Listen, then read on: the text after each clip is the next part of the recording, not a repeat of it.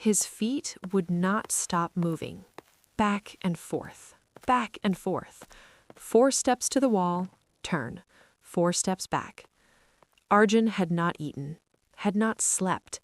His mind was a storm that refused to pass, replaying the same argument, the same words, the same face of his neighbor Ramesh over and over and over again.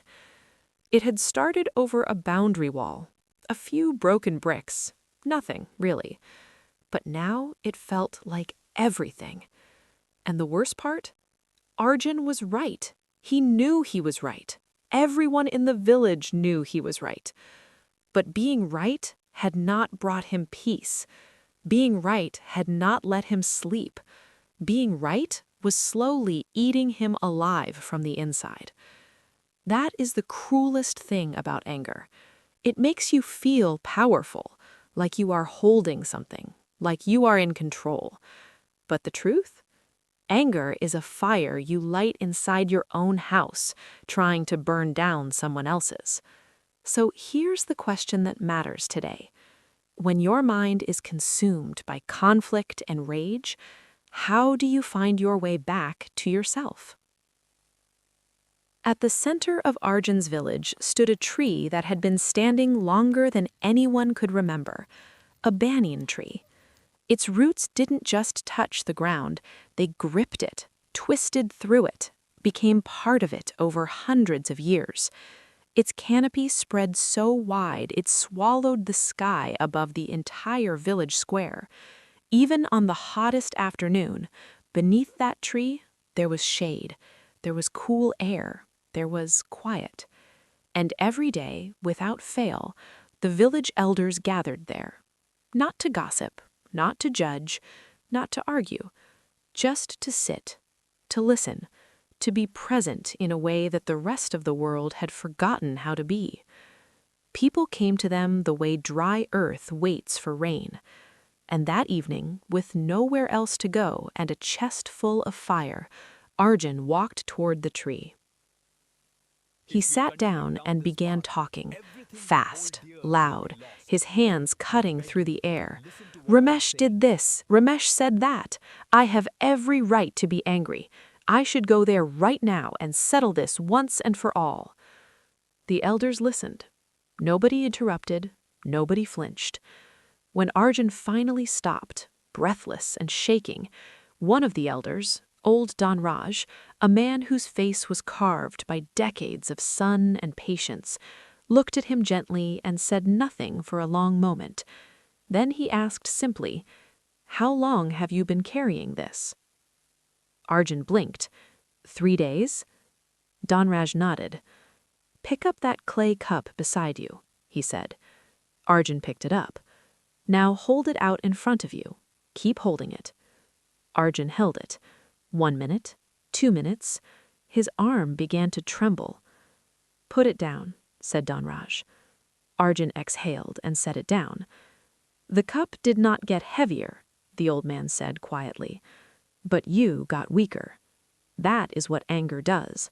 It is not the weight that breaks you, it's how long you choose to hold it." Arjun looked at the old man. Something cracked open inside him. Dhanraj leaned forward. "You believe your anger makes you strong, that reacting will prove you're right. But tell me, in 3 days of this fire burning inside you, has anything changed?